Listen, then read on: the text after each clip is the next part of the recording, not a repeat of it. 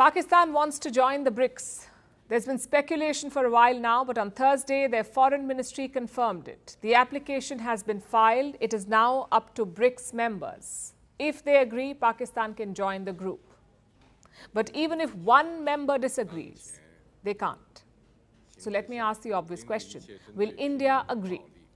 जो है ब्रिक्स जो है एक इकोनॉमिक ब्लॉक जिसे हम कहते हैं वो उस तरह एक डेवलप हो रहा है और भारत एक उसका बहुत मेजर मेंबर है।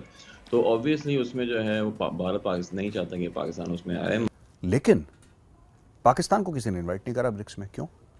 पाकिस्तान का जो दोस्त है, जिसके साथ शहद जैसी मीठी और हिमालय जितनी ऊंची और समुंदर जैसे गहरी जो दोस्ती है, चीन चाहता तो पाकिस्तान को इनवाइट कर लेता, लेकिन चीन को पता है कि कितनी औकात में पाकिस्तान है। तो कहा यह जाता है जी चाइना हमारा बहुत ही मजबूत दोस्त है। शायद दुनिया में अगर कोई सबसे बेस्ट हमारा फ्रेंड है पाकिस्तान का तो वो चाइना है। चाइना उसके अंदर मेन एक लीडिंग रोल प्ले कर रहा है इस ऑर्गेनाइजेशन में। तो चाइना ने क्यों नहीं हमें ऐड किया? जिसे वो कहते हैं ना, मोदी साहब is not showing any interest.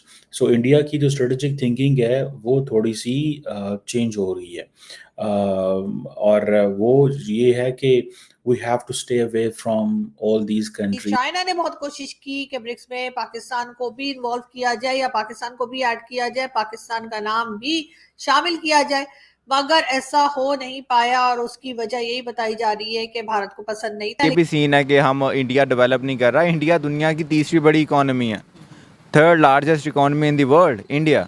तो हम अगर उसको कह रहे हैं कि वो इंडिया बहुत पीछे है, हाँ कुछ इंडिकेटर्स में इंडिया पीछे है। पाकिस्तान अपने आप को किसी काबिल ऐसा बनाए और दिखाए कि जी बहुत कुछ जो है वो हम भी काम कर सकते हैं, तो मुझे यकीन है कि भारत जरूर पाकिस्तान को भी शामिल करेगा। दोस्तों, पाकिस्तान ब्रिक्स का सदस्य बनना चाहता है। आपको तो पता ही है भारत ब्रिक्स के फाउंडिंग मेंबर्स में से एक है। अब ब्रिक्स का सदस्य तो पाकिस्तान बनना चाह रहा है, लेकिन ब्रिक्स में करेगा क्या पाकिस्तान? पाकिस्तान के पास है क्या ब्रिक्स में देने के लिए? लेने के अलावा तो और कोई इनका काम नहीं है ब्रिक्स में। ब्रिक्स के देशों से पैसे मांगेंगे, भीख मांगेंगे। ब्रिक्स का जो बैंक होगा एक सामूहिक, उससे भीख मांगेंगे, और तो दूसरा कोई काम होगा नहीं। तो भारत जो है एक बार फिर से इनके ब्रिक्स के एंट्री पे रोक लगाने वाला है। फिर से पाकिस्तान ब्रिक्स के लिए अप्लाई करने वाला है।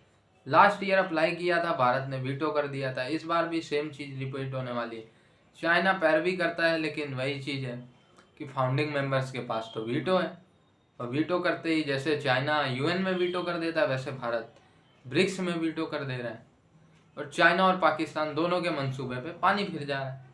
पाकिस्तान को ब्रिक्स में एंट्री मिली नहीं थी, और यार ऐसे भिखारी देश को कौन एंट्री देगा? चाइना अपने पर्सनल इंटरेस्ट के अलावा चाइना का भी कोई वो नहीं है।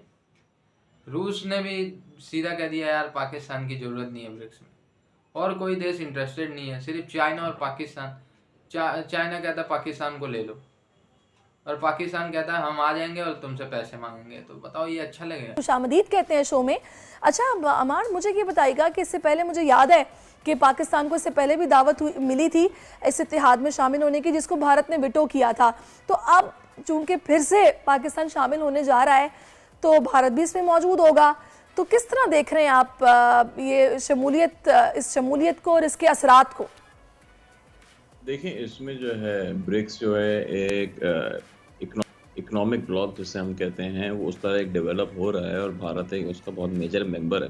तो ऑब्वियसली उसमें जो है वो भारत पाकिस्तान नहीं चाहता कि पाकिस्तान उसमें आए, मगर उसमें ये है कि ब्राज़ील और रशिया और चाइना जो है वो पाकिस्तान की बड़ा एक स्ट्रॉन्ग सपोर्ट रखते हैं। तो वो ज़रूर चाहते हैं कि पाकिस्तान और रशिया और चाइना दोनों जो हैं वो स्ट्रॉन्गर मेंबर्स हैं या बहुत ज़्यादा ताकतवर मेंबर हैं भारत के मुकाबले में। तो उसमें जो है पाकिस्तान के लिए समझें गुंजाइश बन रही है कि वो एक ब्रिक्स का हिस्सा बन जाए। अच्छा अमान, मुझे ये बताइएगा कि इसमें हम ये देख रहे हैं कि बहुत सारे लोग ये डिस्कस कर रहे हैं कि ये जो G7 की इकोनॉमीज़ हैं ये उसका ऑल्टरनेट हो सकता है, और दुनिया बड़ी तेज़ी के साथ तब्दील हो रही है। तो आपकी इस पर राय क्या है? नहीं, इसमें ऑल्टरनेट तो ऐसा नहीं हो सकता, क्योंकि G7 जिस लेवल पर अभी है या ओवरऑल जो इनकम लेवल्स हैं वहाँ पर, स्पेशली हाउस होल्ड लेवल पे या पर कैपिटल लेवल पे, लोगों के लेवल पे, वो तो जो है ब्रिक्स जो है वो उसके करीब भी नहीं है, क्योंकि पॉपुलेशन इन सारे ममालिक की जो हैं वो बहुत ज़्यादा हैं।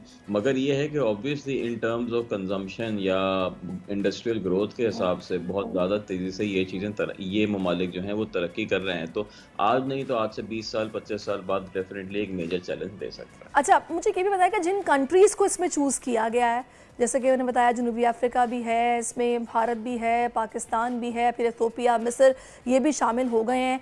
तो जोग्राफियाई एतबार से, तिजारती एतबार से कितना ये सूदमंद होगा पाकिस्तान का इसमें शामिल होना? नहीं, इसमें बहुत ज़्यादा इसमें फ़ायदा होगा पाकिस्तान में शामिल होने से, क्योंकि बहुत सारे ऐसे ममालिक हैं जिनसे पाकिस्तान की ट्रेड बहुत कम है, और वो ट्रेड और इन्वेस्टमेंट जो पाकिस्तान की इनके साथ बढ़ सकता है, डेफिनेटली बहुत ज़्यादा फ़ायदेमंद होगा ये। सही। अच्छा, इसमें ना कुछ लोग ये भी मैं देख रही हूँ कि डिस्कस कर रहे हैं कि भारत क्या अमेरिका की प्रॉक्सी का किरदार तो अदा नहीं करेगा इस इत्तेहाद में भी? नहीं, उसमें बिल्कुल वो नहीं कर सकते, क्योंकि भारत भी अगर आप देखें ना, रशिया के साथ, चाइना के साथ, हर के साथ एक इंडिपेंडेंट लेवल पे ताल्लुकात मेंटेन करता है। तो अमेरिका की प्रॉक्सी का ऐसा वो नहीं करेगा। अमेरिका जो है वो चाहता है कि इस तरह कोई बहुत ही कंसोलिडेटेड स्ट्रॉन्ग ब्लॉक नहीं बन पाए। मगर ये है कि रशिया और चाइना ऑलरेडी उनकी काफ़ी स्ट्रेंथ उन्होंने इंक्रीज़ करी है पिछले चंद सालों में, तो वो इस तरह प्रॉक्सी नहीं बन सकता। यही वजह है कि रशिया और चाइना जो है वो सपोर्ट कर रहे हैं पाकिस्तान की एंट्रीज में। सही। अच्छा, अब हमने देखा इससे पहले, आपको पता है वेस्ट का अच्छा खासा रसूख रहा है, जो भी ब्लॉक्स बनते रहे हैं। अभी ये जो ब्लॉक अब बन रहा है, इससे हम वाज़े तौर पर देख रहे हैं कि दुनिया अब तब्दीली की तरफ जा रही है, और ये नए ब्लॉक्स बनना ही इसकी एक निशानदही भी है कि वो पहले वाली बात नहीं है। तो आगे आने वाले वक्त में आप इसको कितना मजबूत एक ब्लॉक के तौर पर देख रहे हैं, और जो कंट्रीज़ इसमें शामिल हैं उनके हवाले से आपको क्या नज़र आ रहा है कि कितने फ़ायदे में रहने वाली हैं? क्योंकि भारत के साथ हमारे ताल्लुकात आपको पता कुछ अच्छे रहते नहीं हैं, चूँकि वो भी अब इस ब्लॉक का हिस्सा है।